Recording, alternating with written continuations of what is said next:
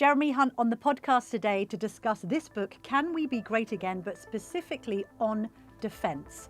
Has Britain's military might diminished on the world stage? Are we really prepared to take on China and Russia? And I say we can be a great military power, but we talk to someone who really knows, General Sir Nick Carter, who ran our armed forces as Chief of the Defence Staff, along with distinguished commentator Con Coughlin. They put me through the mangler on my argument that it's time for Britain to pull our finger out and invest in defence. Look at the character of Western conflict since 1945. We could probably only argue we've won two wars. One was 1982 in the Falklands, and the other was 1990 with Gulf War I. Every other war we've lost, and the reason we've lost them is because we've not aligned the political strategy with the military strategy. Can we be great again? Why a dangerous world needs Britain. That is the new book by Jeremy Hunt, former Chancellor and Foreign Secretary, which we are going to be discussing in a series of very special Daily Tea podcasts. Welcome, Jeremy. Hi, Camilla. And the first one is going to be about defence and security. And to discuss your propositions in this great book, we are joined by General Sir Nick Carter, former UK Chief of the Defence Staff, and Con Coughlin, the Telegraph's long-standing defence and foreign affairs editor. First of all, Jeremy, as this is episode number 1, why did you write the book? I wrote the book because I'm worried that our sort of national doom and gloom is making us forget that in a really dangerous world, Britain can play a very positive and important role. And I think that we have, for all sorts of reasons, got a chronic lack of self-confidence, which I'm worried could become a self-fulfilling prophecy. And, you know, we're going to discuss it more, but security and defence is a very good example where there are lots of problems with our armed forces. Without doubt, they've been underinvested over many years. My government partly responsible for some of those mistakes. But compared to what else is around, we actually have a very impressive military. And when you look at the dangers we're facing in Europe, this is really a moment when Britain should be taking a lead, and I think if we do, that could unlock the solution to some of the very difficult problems we face in Ukraine and elsewhere. Okay. You're a knight. Can we dispense with the sirs? Of course, yeah. No, Con- welcome. Are we on first name terms? Yes, I don't absolutely. know if I should be on a first Dame name. Camilla. Queen Camilla. I think the country suffered enough, Jeremy. Nick, do you agree with that proposition that we, as the British Isles, show great military might? Because a lot has been written in recent years about actually our diminished defence capabilities, and some of that is the fault of the government to which Jeremy Hunt once belonged. Yes, I mean, I think it is, but of course he made the point as well that it's been over decades. And I think that, of course, we were massively distracted by the poorly named global war against terror. And the upshot of all of that was that we disinvested, or didn't invest, in a lot of the capital equipment we need to have genuine hard power. And of course, some of the decisions that were taken in 2010, when we were in the age of austerity, which saw the nuclear deterrent being put inside the defence budget, meant that over the last 15 years, our conventional defence has become very hollow. And we need to reinvest in it, because I think the world we now find ourselves in, the entry ticket to it is going to be hard power. And we need to be able to demonstrate hard power, alongside every other sort of power, but particularly hard power. So I do agree very much that there is a need to get on with this. Con, you've been covering this subject matter for many decades. When Nick talks to the state of things, the state of the world, I think there is a perception among those watching and listening to this podcast that we are in very perilous times, that we feel like we're constantly on the verge of World War III. We've got the Iran-Israel situation playing out alongside Gaza. We've got the situation in Ukraine. We've got fears over Putin. We've got fears over Chinese expansion, not least near Taiwan, possible fears of an invasion there. How difficult are the times that we are in compared to, I don't know, the Cold War and other eras in recent memory? Well, a fascinating statistic, and Jeremy has it in his book. He quotes that in 2023 there was more conflict in the world than at any time for 80 years. And in fact, those figures were updated only last week. 2024 saw similarly more conflict than at any time since the Second World War. And I fear that we are not prepared as a nation to tackle this. Nick mentioned the 2010 security review conducted by Cameron and Osborne.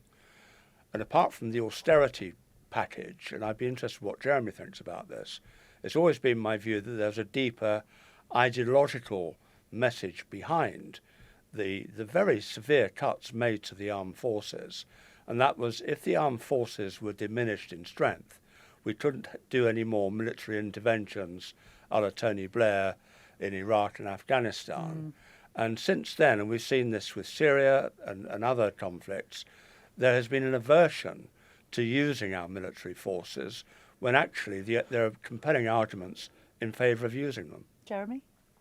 Well, I was someone who supported the Iraq intervention at the time, but I recognised that it was a huge miscalculation with the benefit of hindsight. And I think what happened because of poor execution and the fact that there wasn't a political strategy to go alongside the military strategy, something I've discussed with Nick actually before, what happened was that it ended up being a catastrophic disaster, as did Afghanistan, and that is part of the reason why the West collectively, not just the UK but the US as well, has lost its nerve. And I think right now, and I very much agree with the tone of some of the columns that Con writes, because the risk we have is that we underestimate the danger we have. And I'm going to say this very starkly, and I'll be very interested whether Nick and Con think I'm exaggerating to say this, but I just want to say this. If Ukraine ends up in something that Putin can call a victory, and China decides to make a grab for Taiwan, we are potentially in a situation where we have conflict in Europe and in Asia at the same time, which would previously be defined as a world war. And I think we have an axis now of authoritarian states who really do believe their system is better.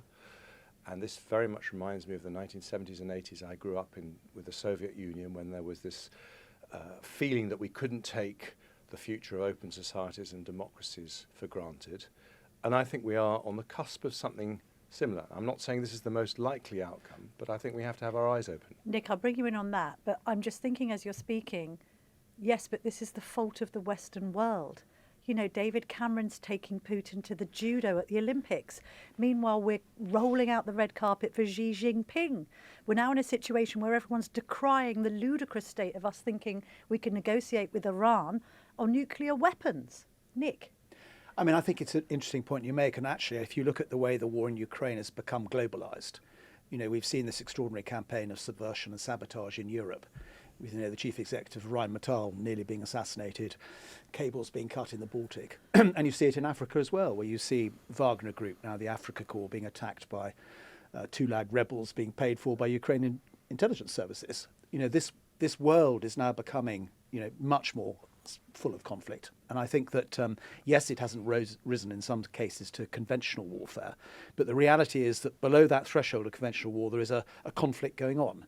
And I think that, you know, some of the posturing that's going on in the Indo-Pacific, what's happening off the coast of the Philippines, the way in which Taiwan is being brought into it by a very assertive Chinese regime, you know, it is very, very fragile. And the reality is that I don't think we have prepared our nation for that fragility.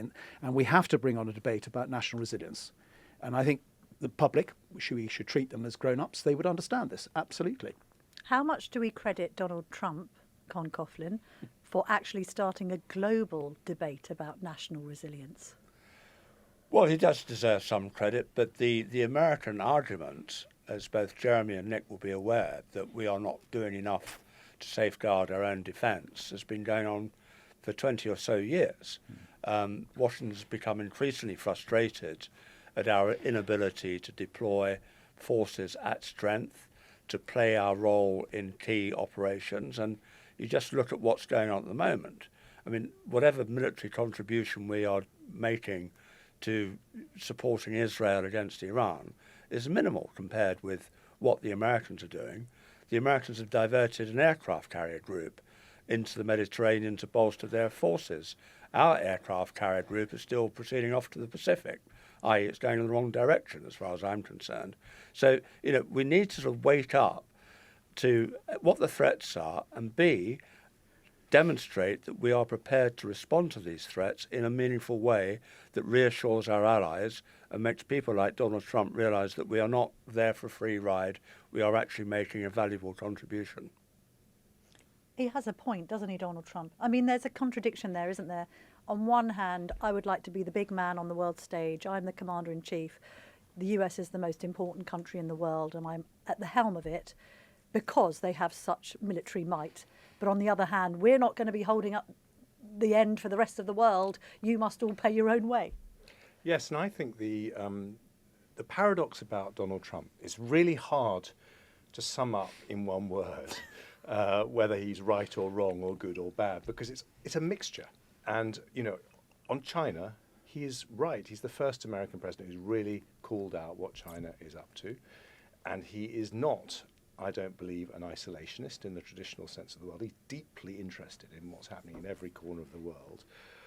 Where he's wrong, and profoundly wrong, is that he has weakened America's alliances by his criticism of very close allies like Canada, where the Prime Minister of Canada currently can't get a visa for his daughter to study at Harvard University.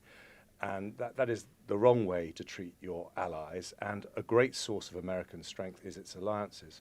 But Camilla, the bottom line is, on defence spending in Europe, he has a point. And one of the things that stuck in my mind, which I talk about in the book, really shocked me when I was Foreign Secretary, was I asked officials at the Foreign Office what proportion of European defence is paid for by American taxpayers. And they came back and they said, we can't answer that question because we don't know which region of the world defence spending is allocated to. I said, come on, you're the brilliant Foreign Office officials. You can answer this. They went and they sat down with Nick's officials at the Ministry of Defence at the time, and they came back after 2 months of work. It took them a long time. And being civil servants, they said, we can't give you an exact answer, but we'll give you a range. Between 33% and 50% of the cost of defending Europe is paid for by American taxpayers. Wow. Now, if you believe in an alliance that is totally unbalanced and not sustainable, and it has to be put right. We'll get onto your quest for 3.4% of GDP to be spent on defence. But can I ask you a political question here? It's embarrassing for the Tories, surely, to have Labour now outgunning the previous government on defence spending. You know, we've got Labour backbenchers who would still be wearing CND badges, and they've made a greater commitment than the Tories did for 14 years. Well, let me give you the case for the defence. David Cameron persuaded NATO to adopt the 2% target in 2014. We were one of only 3 countries that did it at the time. It's now 23 countries. When I was Chancellor, I announced we were going to spend 2.5% of GDP on defence, the first time that had been announced. But do we need to go further? Absolutely. Now, I say 3.4% only because that's what America spends. And I think for the alliance to be balanced, it needs to be at least that. But Nick will have a better judgment as to what we actually need in terms of kit. But that was why I made that number in the book. I mean, Nick, to put your timeline into context, you were Chief of the General Staff from 2014 to 18, and then Chief of the Defence Staff from 2018 to 21. So that was, completely under a little bit of coalition, but then largely the Tories. Were you pulling your hair out at that point, going, please give us more spending, please give us more troops on the ground? Yes, I mean, I think it's just worse unpicking the 2% target because, Yes. of course, what happened at the same time that he asked for the 2% was that the nuclear deterrent went into the defence budget, as did pensions and various other things as well. So the extent to which that 2% was genuinely paying for conventional deterrence, I think, is an open question, which we don't need to go into now. But no, I mean, I made a speech in 2018 as I was finishing as head of the army about Russia, and I called out what Putin was doing, and I said we needed to get real. And of course, a couple of months later, we had the Skripal affair in Salisbury, which in a sense demonstrated the intent of the Kremlin to undermine our way of life and everything associated with it. And yes, I mean, I think we did work quite hard on trying to get more cash, and we did achieve it when we got to the integrated review, which was, of course, published at the end of 2019, when the Conservative government did provide more money at that point, to be fair to them. We got an extra 25 billion at that point, which was the largest uplift since the Cold War had come to an end. But of course, like all these things, because we were so hollow by that stage, it was essentially just keeping us afloat. And what's needed now is more investment. And I'm afraid that what has been allocated now, which talks about 2.5% by 2027, and then maybe after Yes. 2030, if money becomes available and the analysis proves it's needed and all those other weasel words, we might get to 3%, will be too little too late. It's interesting that one of the architects of the Defence Review, Richard Barrons, was saying only Thursday a week ago that you need 2.5% now and you need 3% by 2030. And by the way, Mr. Putin could make mischief at NATO's expense in a year's time. And, what value Article 5 under a Trump administration? If Russia chooses to nibble off a bit of a country that's not spending its way, then wither Article 5 in that context. So the answer is that we need to get on with it. Now, it's not easy to spend money quickly. That's always been the case for the defence budget. But we do need some programmed commitment in this Parliament to spend more money, would be my judgment. Okay. You've referred there to John Healey and Keir Starmer changing what was a commitment into an ambition for 3%, Con. Before we come to you, Nick, what is your analysis of Donald Trump, his protestations on NATO, and his general approach to defence and spending, and indeed the European approach to defence and spending in his second term in the White House? I think Jeremy's absolutely right. He is absolutely correct to call for the European and indeed Canadian members of NATO to spend more. And it's going to be interesting because we have the NATO summit at the end of this month. And I think we're going to discover that there will be a 5% target laid upon NATO, which 3.5% will be about conventional defence, and 1.5% I think will be about security or whatever. And it'll be very interesting to see how the British government responds to that challenge, because there will be a lot of countries that do sign up to it. Can I just make a point, Camilla, that when I had been Foreign Secretary for just 2 days in July of 2018, I went to the infamous NATO summit in Brussels, which Nick will remember extremely well, Nick and Con will remember very well, when Donald Trump nearly pulled America out of NATO, and his advisors rushed over from DC to talk him out of it. And John Bolton writes about this in his memoirs. And it was a moment of very, very high peril. And I would be looking at this summit that's coming up in 10 days' time as a moment of maximum peril to be avoided and foresight. And it's easy to be a backseat driver when you're on the backbenches, but, Keir Starmer should be saying, Britain will do the 3.5% and 1.5%. We're in. Because that's the way, if he does it now, that France and Germany will feel at the summit that they have to do it, and Spain, which is dragging its feet at the moment, will feel they have to be on board. And, Britain has a view that we're at home, that we are a busted flush as a country. But when it comes to defence, we absolutely are not. And we're certainly not viewed that way by the Russians. And what we do really does count. And we can't do this on our own, but we have tremendous influence across Europe as the major military power alongside the French. So this is a moment when I really hope Keir Starmer and John Healey, and indeed Rachel Reeves, because obviously for her there are difficult decisions involved in all of this as well. But I hope we get on the front foot. How did you handle Trump and his people? What was it like to deal with him? Well, in fairness, I was just a new boy foreign secretary. I do remember the very first thing he said to me when Theresa May said, "This is my new foreign secretary." He said, "Heard great things about you," as he shook my hand. And I thought, does he really follow the NHS, which is where I've been for 6 years? So he does employ flattery. But I think the thing about Trump is that he questions the Western Alliance, he questions Article 5, but deep down, he would rather be leader of the Western Alliance than just leader of America, because for him that is something that feels good and looks good. But he needs to know that there isn't this unfairness in the way defence spending is done. And of course he's worried about China, which is where he's now got to face a real competition, the like of which the US has never seen before. Con. Well, just picking up on what Jeremy was saying about this upcoming NATO conference, there are already signs that the Trump administration are treating it with almost disdain, because originally it's supposed to be a 2-day conference, and the Trump crowd are trying to sort of reduce the whole agenda because they don't really see the point of NATO conferences. This is what we're dealing with. So, the desire within government to take this seriously and not play smoke and mirrors with the defence budget and put proper money there and proper commitments, I think is vital. The other thing I would say about Trump, and I read the comments, your analysis of Trump in your book, and I think you make a lot of very sensible points. But the one thing that I would add to that, and we're seeing this now with Israel and Iran, Trump's fundamental goal is to avoid the deployment of American forces if it can be avoided at all costs. So he wants other people to do the fighting. So when Trump said a couple of weeks ago, Iran will pay a heavy price if it doesn't start talking seriously about its nuclear deal, he wasn't really going to do anything militarily with US forces, but he's very happy to see the Israelis go in and do his dirty work. And coming back to NATO and Europe, again, we've seen this with Ukraine. If you want to support Ukraine, you support Ukraine. You get your act together in Europe. You start getting the resilience you need within the European arc of NATO. You know, make sure your tanks are interoperable and your aircraft and your intelligence and all the rest of it. And don't keep relying on us, because I don't want to have American troops in Britain, in Europe.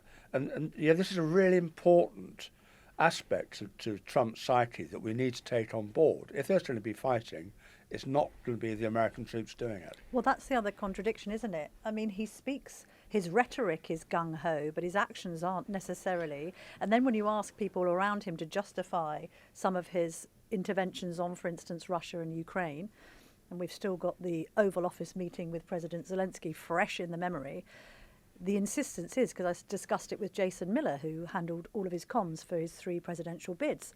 He said, well, he just doesn't want to see any bloodshed. He doesn't like the idea of troops or indeed civilians being needlessly killed.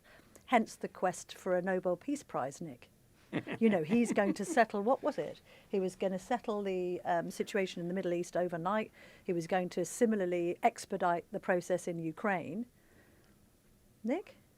Yes, I mean, I think reality has bitten, hasn't it? I think that, you know, Mr. Witkoff has done an extraordinary job travelling the world trying to make things happen. But I think the difficulty, of course, with so much of this is that there is a slight risk you view it all through a real estate deal. Yes. And of course, when you're dealing with Mr. Putin, as I think Jeremy observes in his book, you know, Ukraine is a sovereignty issue. You know, this is not a real estate deal. And there's a risk, I think, that people talk past each other. And I can't see any reason why Mr. Putin would stop the war at the moment. I think what he's doing is he's speaking out of one side of his mouth to keep Mr. Trump on side, but out the other, he's going as hard as he can to try and achieve some form of victory in Ukraine. And I think exactly the same things going on in the Middle East, the same sort of problems of conversations with Iran or anybody else for that matter. So I think, you know, we are in a worrying state of affairs when it comes to American diplomacy being treated in that fashion. Before we get on to debating Jeremy's idea that defence spending should or could be 3.4% of GDP, Fiona Hill, the former defence advisor, or still defence advisor, suggested that if Russia attacked tomorrow, we wouldn't be able to defend this great nation. Is that right, Nick, or overly pessimistic? I mean, obviously it depends what that attack looks like. But I think a critical vulnerability that we've got, for example, is we have no ballistic missile defence. We have no way of protecting this country against the sort of onslaught you're seeing playing out in Tehran or Tel Aviv at the moment, or we've seen throughout the last 3 years in Kyiv. So I think that is a vulnerability. We've got vulnerabilities, I suspect, in terms of how we protect cyber and some of the below conflict thresholds that we're talking about. So yes, I mean, I think to be fair to the Defence Review, they absolutely recognise these weaknesses and are suggesting they need to be fixed. Give your best argument then, Jeremy, for Britain actually being a world leader when it comes to military force and might. Well, Nick and Con has written extensively about the weaknesses in our military offer, and Nick's just talked about our lack of a defence shield. And all this is absolutely true. But you also have to look at the other things that we have going for us. We have troops and armed forces that are more battle ready than nearly any others in Europe. They have, you know, these conflicts in Afghanistan and Iraq didn't go well, but they gave a lot of experience to our troops. And as a country, despite the hesitance that we've seen post Iraq and Afghanistan, we are somewhere that is willing to project power.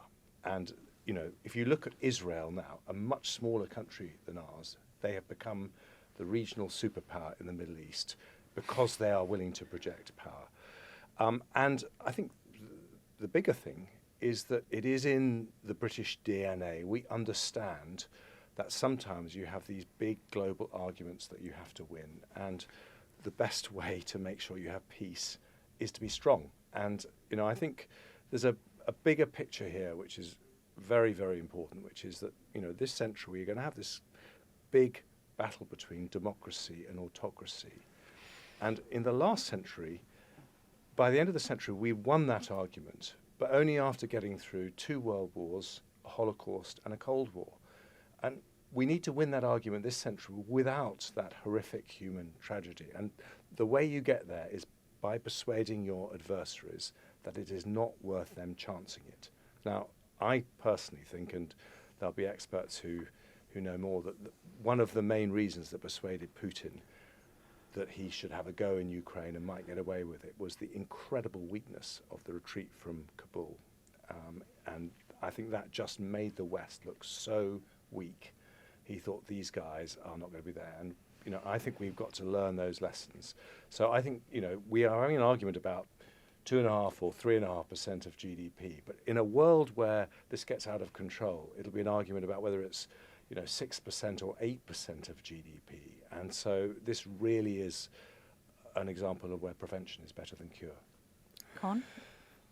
I would add to what Jeremy said. People forget the Syria vote in 2013, which I think was equally catastrophic as the shambles of the Afghan withdrawal in terms of demonstrating the lack of Western appetite to, you know, protect our values. That was, and again, we had the vote in the Commons in late August 2013. That ended up with Obama not taking military action against the Assad regime of the use of chemical weapons, which he previously said was a red line. And within a year, less than a year, you've got Russia invading Ukraine for the first time and capturing Crimea. And then you have Russians conducting their biggest ever overseas military operation in support of Assad. And when you look at the rot setting in, I would argue 2013 is as important as 2021. And we really need to start getting on the front foot and demonstrating that, you know, this is not the West and this is not what we're about, and we are prepared to defend our values. And I would say in that context that a lot of what we've done, you touch on this in your book, that, you know, the resilience we've given the Ukrainians and the way that the NATO alliance, despite all the arguments, has shown resolve and unity and commitment. And we've also acquired 2 important new NATO members into the bargain. I mean, these are positive steps. So having painted a bleak picture, I do see a sort of positive way forward if we maintain that kind of direction of travel. Although the fall of Kabul might vindicate those who voted against intervening in Syria, saying we tried regime change, looks what's happened. You know, I recently interviewed an Afghan ambassador who's in exile in Italy, painting a picture of just how appalling, even more appalling, life is for Afghan women, particularly under the new Taliban regime. People will rightly ask themselves, Nick, what did that all achieve? And I mean no disrespect, by the way, to the armed forces' involvement in that and those who were killed, but it does make you think. Certainly. And when people ask me, and I have spent nearly 4 years of my life in that country, what went wrong in 2021, I always say go back to 2001 and have a look at the Bonn Agreement and have a look at the way in which we managed to create, at the encouragement of Donald Rumsfeld, an exclusive government that excluded all the people who've been insurgents in the past. And of course, once you do that, you're bringing on an insurgency. And it goes back to a point that Jeremy made earlier. There was an utter misalignment of a political strategy with a military strategy. And if you look at the character of Western conflict since 1945, we could probably only argue we've won 2 wars. One was 1982 in the Falklands, and the other was 1990 with Gulf War I. Every other war we've lost. And the reason we've lost them is because we've not aligned the political strategy with the military strategy. So I think one has to go back and look at those fundamental thoughts if one's going to learn from that next time if we do get involved in an intervention. And we brought on a tragedy as a consequence of all of that.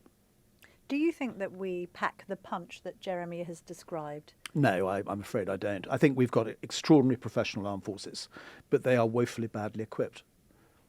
And what do we need to do to change that situation? Well, I'm afraid it involves making some difficult choices and spending some more money. And we haven't aired it round this table yet, but we need to bring on a debate about how the nation spends its money. This is a much bigger issue than just defence spending. And again, I think the British public, understand the world they're living in, and they understand that they will have to make choices. We do it in our daily lives, don't we, as individual human beings and families? Yeah. But we have to have the political courage to bring on a debate about how we spend our money. And, Jeremy's book is a great contribution to that, I would suggest. Well, the way that we're currently spending our money on defence is to take it away from foreign aid. You agree with that in one chapter, although to slightly nitpick, when we talk about migration, you talk about the importance of foreign aid. So how do we square that circle? Well, I think we should use the money we spend on foreign aid to help tackle the migration problem, because in the end we need to stop boats going across the Mediterranean if we're going to stop them going across the Channel.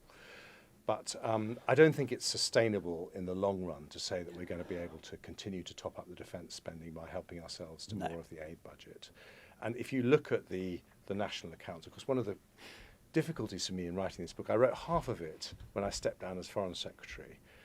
And then I became Chancellor unexpectedly. And I then... You had a reality check. When I wrote the second half, of course, as a former Chancellor, I had to say how we're going to pay for it. Yeah. The truth is that there is only one place to go. We are now spending 11% of our GDP, not 2.5%, not 3, not 3.5%, 11% of our GDP on welfare. Is that what you thought he was going to say, Nick? You're saying yeah? Well, I read his article in The Economist last week, enough. so yes. Go on. Welfare and pensions, and the out of work welfare bill not for pensioners but for people who are adults of working age. If you just got it down to its levels 5 years ago, it saves a staggering £49 billion a year. So that would more than cover increasing defence spending to 3.5%, and money for the NHS and avoiding tax rises and all sorts of things. Now, it's not easy, and I don't want to pretend for one moment it is easy. But, why on earth are we paying 80,000, we are signing off 80,000 people every year and saying, you don't just have not to work, you don't even have to look for work. That is absolutely crazy. But on the positive side, I argue in the book we could become the world's next Silicon Valley if we play our cards right. How did the original Silicon Valley start? It started with a big amount of defence funding from the Department of Defence and NASA back in the 1940s and 50s. So this could be a massive fillet for a new British tech revival, which could be brilliant for our tax receipts. Your optimism is infectious, isn't it, Con? But is Jeremy deluding himself with the political challenges posed by saying to the public, no, you can't have free benefit money, but I tell you what, why don't we spend more on defence to fight wars on foreign soils? Well, I think trying to tackle the welfare budget, I mean, I agree with everything Jeremy says, but how do you do it? And successive governments have tried, and it just balloons out of control. And it's not really my area. But what I do know, and Jeremy again identifies this in his book, the army's too small at 73,000, if it is 73,000.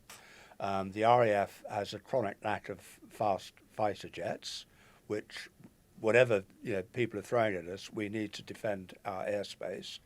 And as you say, we've got 2 carriers that were designed to carry 36 F-35s, and now we'll have 12.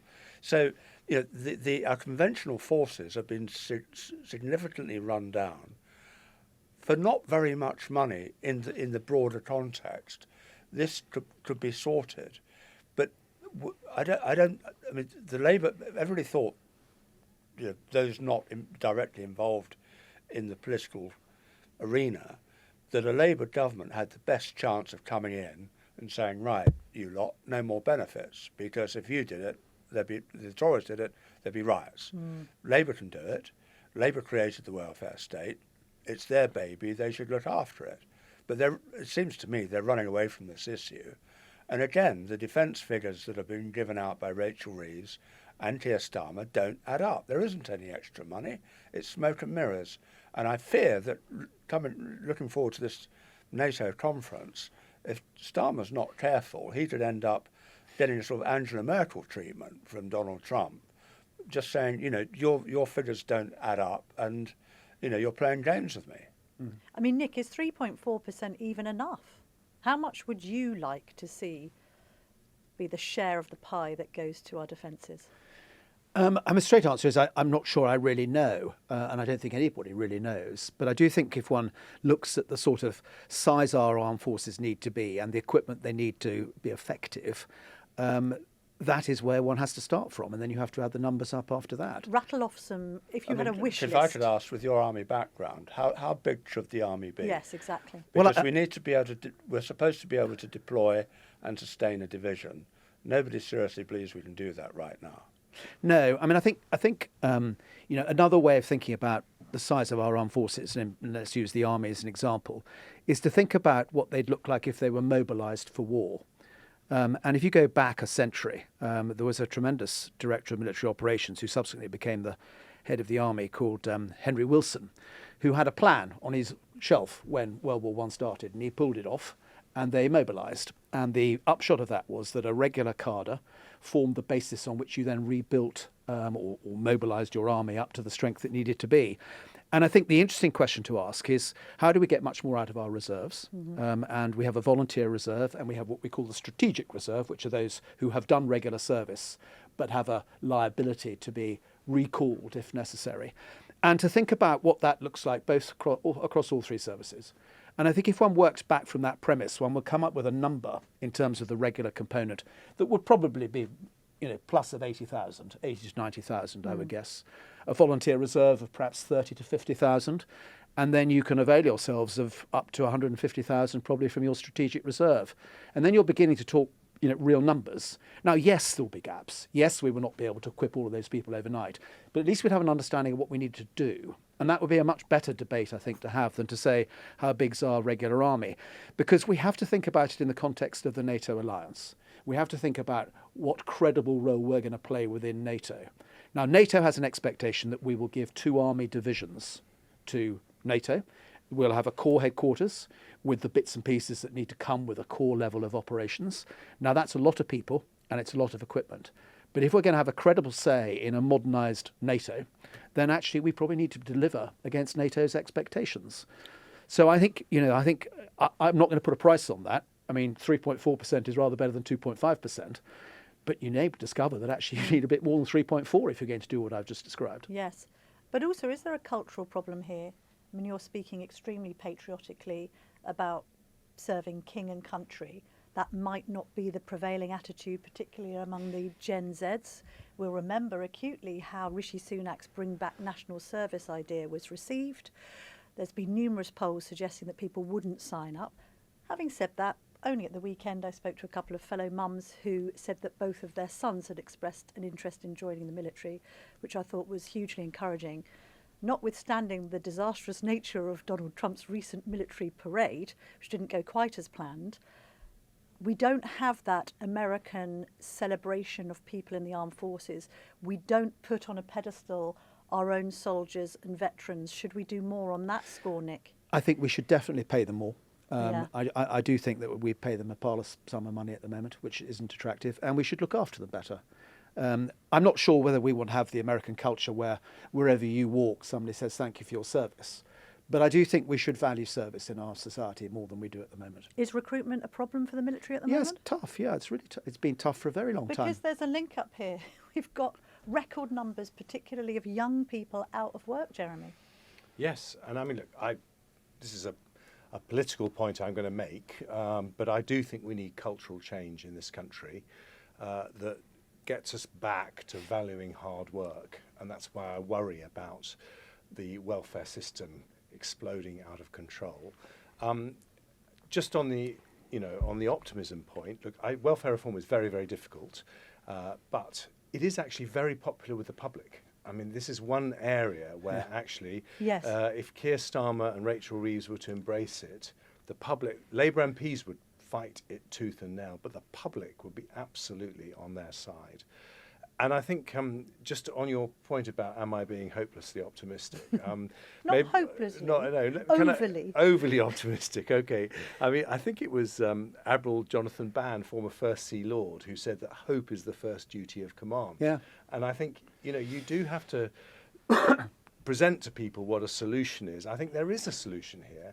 And I actually don't, knowing our history and our people, I don't actually have any doubt whatsoever we will do the right thing in the end. But will we do it quickly enough to avoid the real agony of coming to these things too late? That is my worry. And I think there are two really important points you make there. I mean, the British population will get behind a cause that really matters.